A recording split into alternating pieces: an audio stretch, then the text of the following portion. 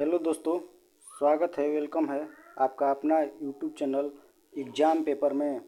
दोस्तों, अगर आप इस चैनल पर न्यू हैं तो चैनल को सब्सक्राइब कर लें और बेल आइकन को दबा लें ताकि आपको नया नया अपडेट मिलता रहे। अगर वीडियो में आ गए हैं तो वीडियो को पूरा देखिएगा और लाइक ज़रूर कर लीजिए और अपने दोस्तों के पास शेयर भी कर दीजिए। दोस्तों बिहार पुलिस को एग्ज़ाम बहुत नज़दीक आ गया है, इसलिए बिहार पुलिस में 10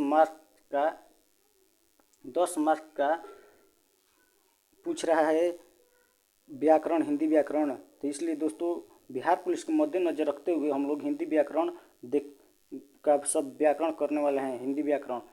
तो चलिए शुरू करते हैं। चलिए दोस्तों, आज पढ़ते हैं भाषा, लिपि और व्याकरण। तो भाषा किसे कहते हैं? भाषा शब्द संस्कृत के भाष्य धातु से बना है। इसका अर्थ बोलना और प्रकाशित करना है। भाषा का अर्थ है बोलना और प्रकाशित करना। हर व्यक्ति अपने भाव और विचारों को प्रकट करने के लिए भाषा का प्रयोग करता है। कोई भी व्यक्ति हो अपने विचारों को व्यक्त करने के लिए भाषा का प्रयोग करता है। कभी कभी वो बोलकर अपने भावों को व्यक्त करता है और कभी कभी लिख कर अपने भावों को कभी कभी बोलकर कोई व्यक्ति बताता है और कोई लिख कर यही बोल रहा है। अपने मन के भावों और विचारों को बोलकर या लिखकर दूसरों तक पहुंचाने तथा दूसरों के भावों विचारों को सुनकर या पढ़कर समझने के साधन को भाषा कहते हैं। भाषा किसे कहते हैं? भावों विचारों को बोलकर या लिखकर या दूसरे के भाषा भाव को अपने विचारों को सुनकर या पढ़कर समझने के साधन को भाषा कहते हैं। तो भाषा क्लियर हो गया किसे कहते हैं। अर्थात मन के भाव विचार जिज्ञासा प्रकट करे वही है भाषा। इसको एक शब्द में याद कर सकते हैं, मन के भाव विचार जिज्ञासा प्रकट करे वही है भाषा। धयात्वय क्या है? तो हर देश की अपनी भाषा होती है, हर देश की अपनी अलग अलग भाषा होती है। जैसे फ्रांस का फ्रेंच है, इंडियन का हिंदी है, अमेरिका का अमेरिकन है, तो इंग्लैंड का अंग्रेजी है। तो वैसे ही हर देश की अपनी भाषा होती है। संस्कृत, हिंदी, अंग्रेजी, जर्मन, फ्रेंच, चीनी, रूसी, जापानी, अरबी, फारसी आदि संसार की प्रमुख भाषाएं हैं। जैसे हमने बताया, विश्व की भाषाओं में जनसंख्या के आधार पर चीनी प्रथम, अंग्रेजी द्वितीय और हिंदी तृतीय स्थान पर है। तो इसे ध्यात व्यय कहते हैं। चलिए आगे देखते हैं।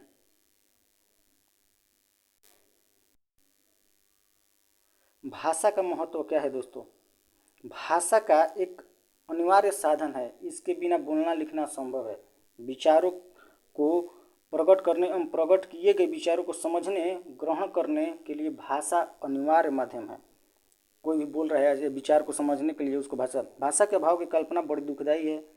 वस्तुतः मनुष्य सामाजिक प्राणी, व्यवहार में इसकी प्रतिपल आवश्यकता, इसके बिना विचार विनिमय का कार्य नहीं हो सकता। भाषा के रूप, भाषा कितने प्रकार के होते हैं? तो भाषा 2 प्रकार के होते हैं, एक मौखिक, दूसरा लिखित। मौखिक भाषा किसे कहते हैं? भाषा के मूल रूप मौखिक होता है, यह मुख से बोली जाती है और कान से सुनी जाती है। इसे कथित भाषा भी कहते हैं। मौखिक भाषा को क्या कहते हैं? कथित भाषा। मौखिक भाषा में ध्वनियों का ध्यान रखा जाता है, जैसे वार्तालाप, संवाद है, भाषण, वाद विवाद, कहानी या कोई घटना सुनना, ये मौखिक भाषा का उदाहरण है। और लिखित भाषा क्या होता है? जब विचारों एवं भाव को लिख कर प्रकट किया जाता है। जब विचारों भाव को बोलकर प्रकट किया जाता है उसे मौखिक या कथित भाषा, और जब विचारों भावों को लिख कर प्रकट किया जाता है तो उसे लिखित भाषा कहते हैं। लिखित भाषा में ध्वनि के स्थान पर वर्णों, अक्षरों और मात्राओं का ध्यान रखा जाता है, जैसे पत्र, निबंध, कहानी, घटना वर्णन इत्यादि।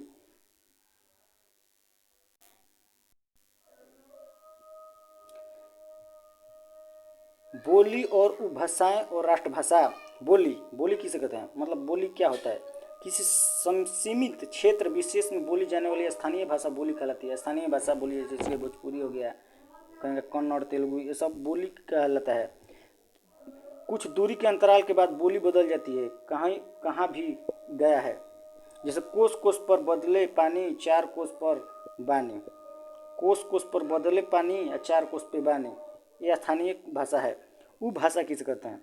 उपभाषा का क्षेत्र बोली की अपेक्षा विस्तृत होती है। उपभाषा का क्षेत्र बोली जैसे स्थानीय लोग जैसे कुछ किलोमीटर की दूरी पर, जैसे कि 40-50 किलोमीटर के अंदर पर होता है बोली जाने वाली बोली भाषा।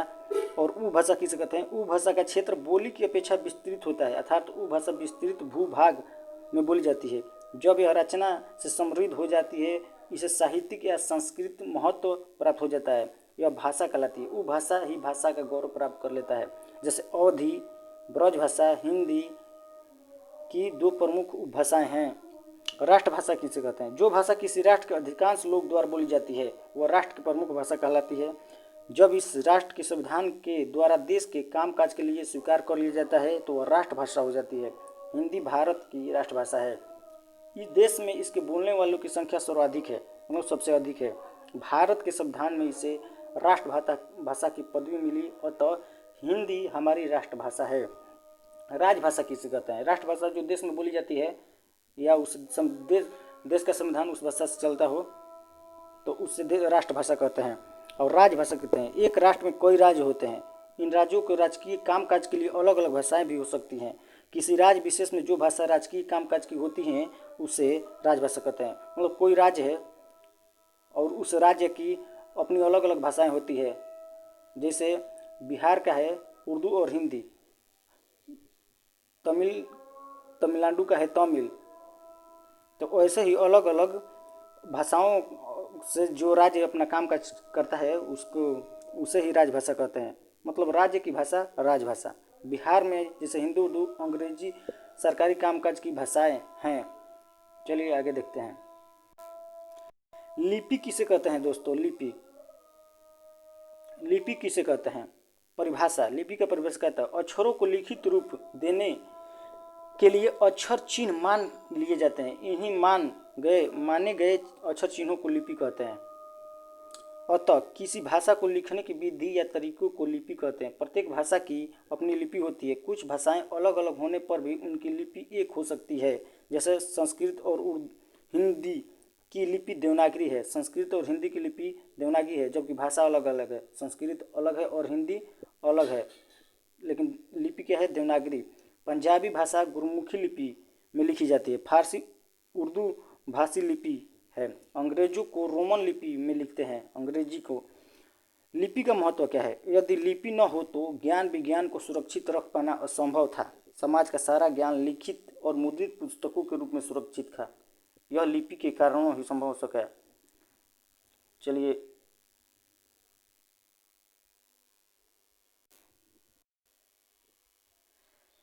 व्याकरण किसे कहते हैं दोस्तों? व्याकरण। हर भाषा का अपना व्याकरण होता है। हिंदी भाषा का भी अपना व्याकरण है। व्याकरण भाषा भारत संबंधी नियमों का संकलन है। व्याकरण का शाब्दिक अर्थ है व्याख्यान करना। व्याकरण को अगर पूछ देगा क्वेश्चन कि व्याकरण का शाब्दिक अर्थ क्या है, तो व्याख्यान करना। यह व्याख्या केवल भाषा की होती है अन्य की नहीं। परिभाषा। व्याकरण वह शास्त्र है, व्याकरण का परिभाषा एक याद कर लीजिएगा। तो व्याकरण वह शास्त्र है जिसको पढ़ने में हमें भाषा के नियमों की जानकारी होती है और इन नियमों को पढ़कर हम शुद्ध लिखना और बोलना सीखते हैं। शुद्ध लिखना और बोलना को क्या कहते हैं? व्याकरण। बस इतना ले जाते कि शुद्ध लिखना और बोलना को। जैसे अशुद्ध वाक्य है लड़की नाच रहा है, लड़की नाच रहा है, ये स्त्रीलिंग है और ये पुल्लिंग बता रहा है। इसका शुद्ध वाक्य होगा लड़की नाच रही है। जैसे मोहन ने रोटी खाया, यह गलत है। इसका सही होगा मोहन ने रोटी खाई। पानी बहती है, पानी बहता है। मतलब शुद्ध पढ़ना लिखना और बोलना ही क्या कहलाता है? व्याकरण कहलाता है दोस्तों।